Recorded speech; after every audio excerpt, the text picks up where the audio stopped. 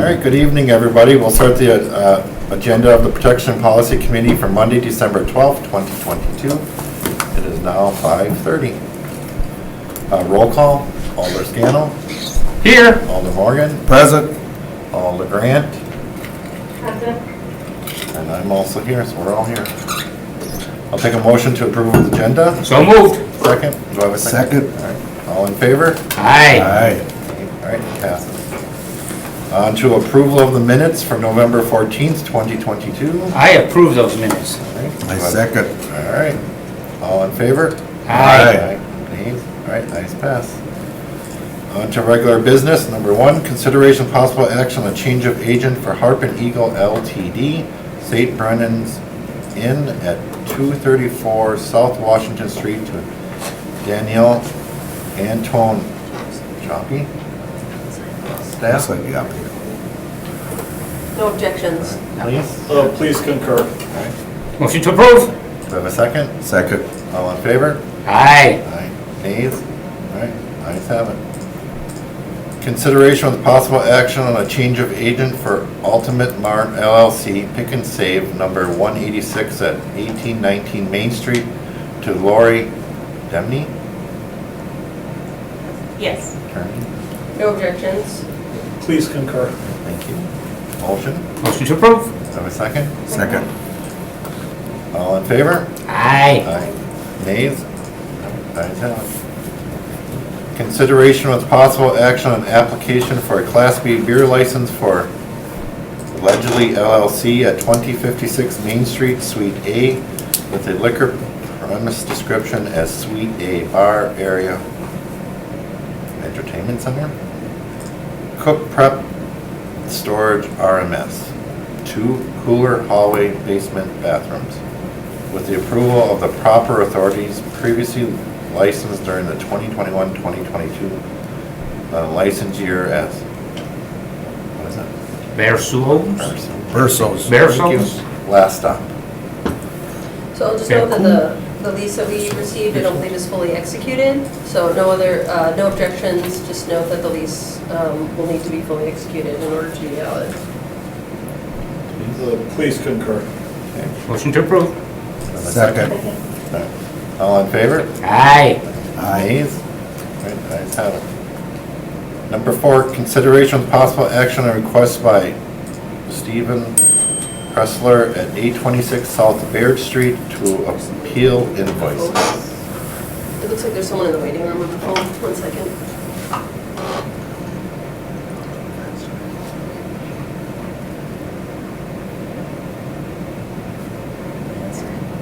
That's him. In the waiting room? There's someone. that just Someone says just iPhone. joined us iPhone. What was your item that you were here for?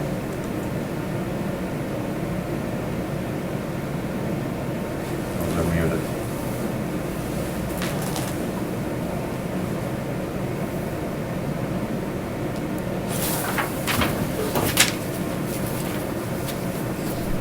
And we had a member that just joined us on iPhone. Was there a particular item you were here for? Can you unmute them? I can ask to unmute. And they haven't.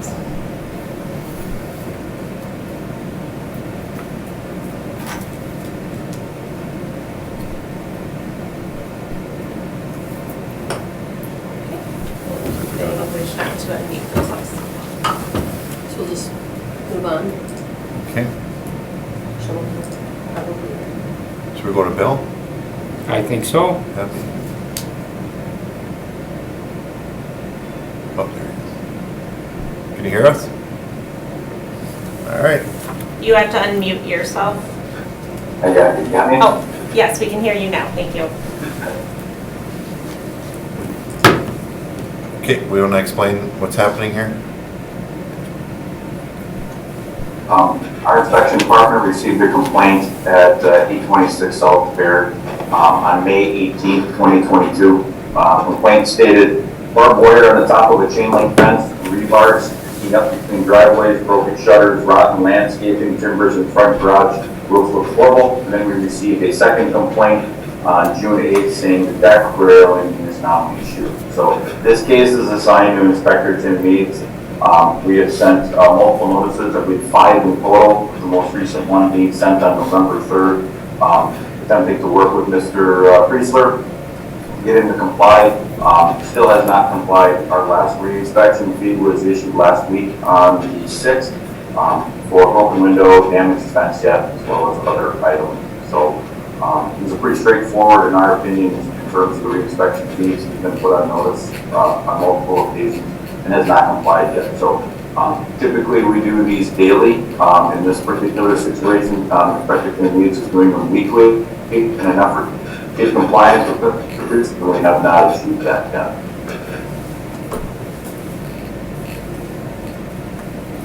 Any questions? Yeah, what was the invoice doesn't say what the work was for, what work was done exactly? Wasn't any work done. The reason he sets folder is for the cost for service for the inspector having to follow up non-compliant issue. So we issue orders. The orders are given a correct by date. So in this case, it was out in May of this year with the deadline to comply. Multiple deadlines have been given, and we have not achieved compliance on Mr. Priestler's end yet. So every time that we follow up a re-inspection fee, we'll comply. Well, I thought in the invoices there's one, Yeah, Bill, there's oh, also those an are invoice. police charges? No, that's an older one. There's also an invoice Oh, dated these are 10/31. Bill, I'm not sure if you know, this one is removal of nuisance litter and solid waste materials. That was dated 10/31 for work on 10/12. That I do not believe this committee handles. I believe that is through improvement and services, because that was for DPW lot that was done. There was garbage and litter, so that was part of our orders as well. That issue we abated by doing a nuisance abatement via DPW lot cleanup. So that would be a separate charge on top of the re-inspection fee that we set. So all we're dealing with here is the re-inspection fees, the $50 fees, correct? And then any other police issues. I believe Mr. Priestler sent a packet, and I believe a lot of the, what he was dealing was, there was a lot of generalities, but the law department would have to speak to that. But the reason why I'm here is to speak to the re-inspection. Okay. Yeah, I was under the impression we were hearing all three, but if INS was more appropriately hearing the other one, I guess that's fine. My understanding was the 3 re-inspection invoices for $50 each, and then the DPW invoice for removal of litter and waste at $169.07. But the appellant isn't here actually, so. So has the police charges been paid?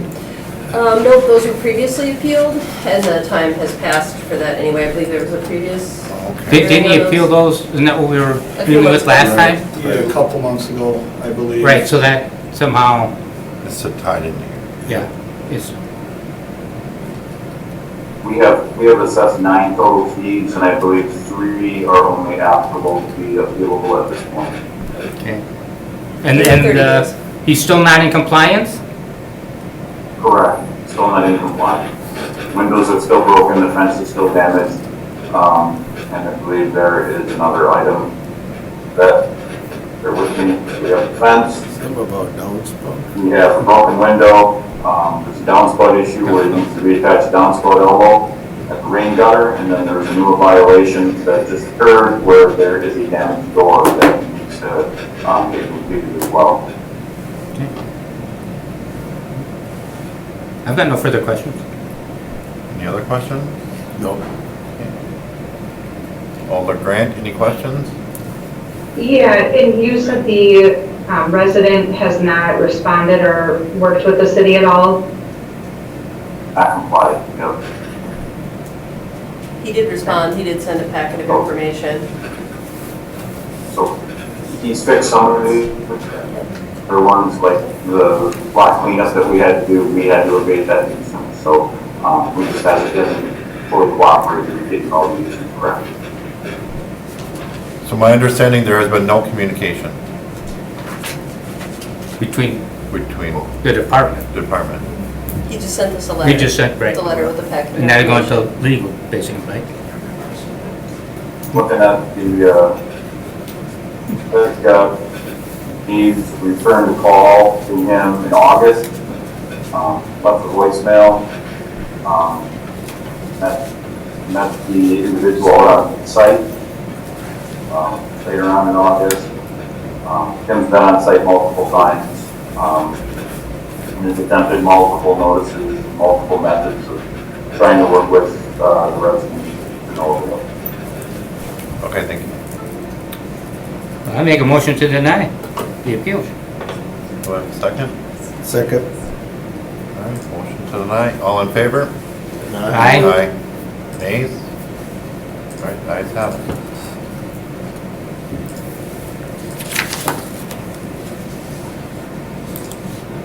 Ready? Okay, number 5, consideration of possible action on general ordinance 26-22 related to condominiums. Staff? Sure, this ordinance is a correction. This and the other two on the agenda today are corrections to comply with state law. Our current ordinance includes, in addition to the 10-day, 60-day review time period, which isn't allowed under state law, so this correction removes that and retains the 10-day, which is 10 days to respond to receipt of complete documents. This is related to conversion of a property to a condominium, I believe. So just a correction to comply with state law. Okay. Any questions? Motion, I'll take a motion to approve. Motion to approve it. Do I have a second? All in favor? Aye. Nays? All right, the ayes have it. Number 6, consideration of possible action on general ordinance 28-22 regarding board of absentee ballot canvases. So also a change to comply with state law. Currently, our ordinance had stated that residents of the county could also be on the board of absentee ballot canvassers, but it is should only be the city, so that's been changed. I should note that we've been operating correctly. Clerk's office has, so it's just a change in the ordinance to align with state law. Okay, any questions? I'll approve that. So, do we have discussion, or do Sure, we yeah. have to do a Nope. second first? Either or. Yeah. You have a question? So everything else in there is, follows the state ordinance, it's just we're adding, or we're changing some wording to say Green Bay citizens? Yes, we're removing the reference to the county. It's my understanding there was a reference to, that allowed for, or stated there was an allowance for county residents, but the requirement is for city residents only, All right. for just the Board of Absentee Ballot canvassers. So we're removing the reference to the county, and as I said, we have been operating correctly and only allowing city residents, so this is just to bring it in our ordinance in compliance.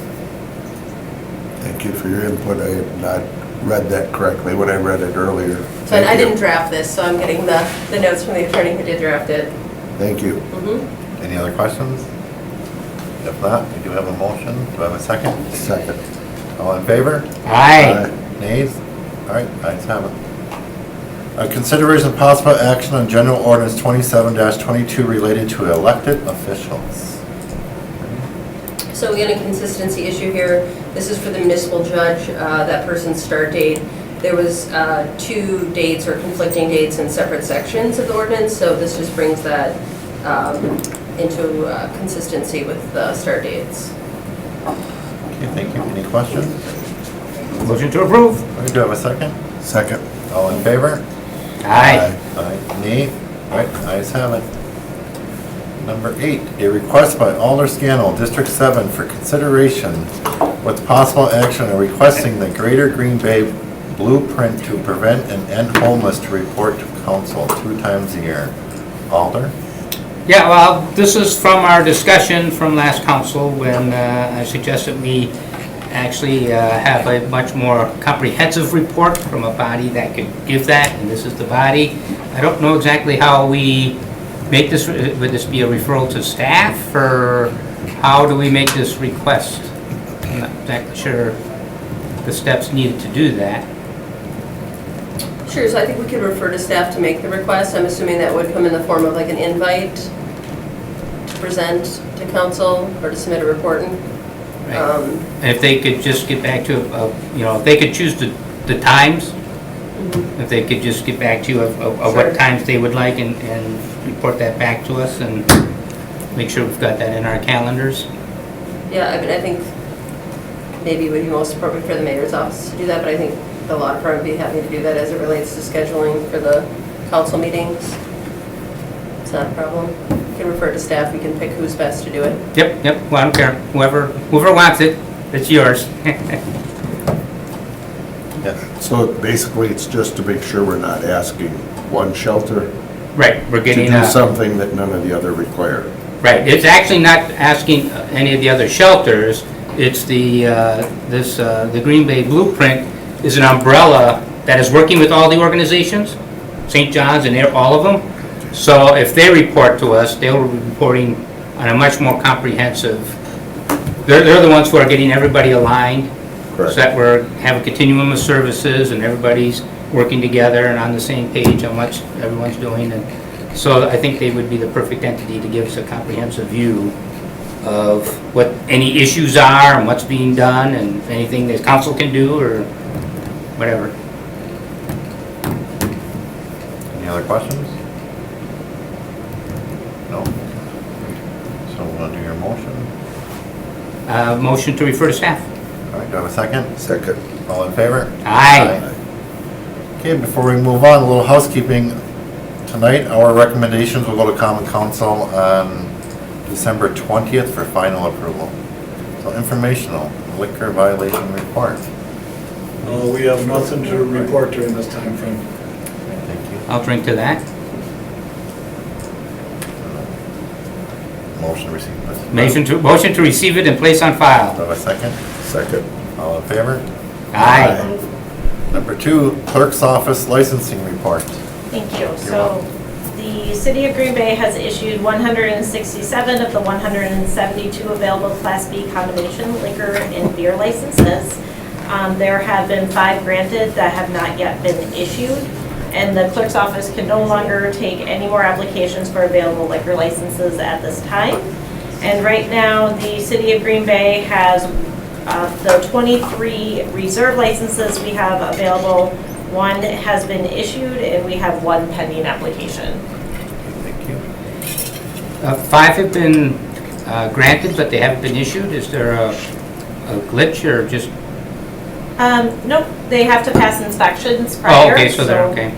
On the sheet, we have some that, All inspections. pardon? The sheets. Yeah, it's all inspections that they're waiting for.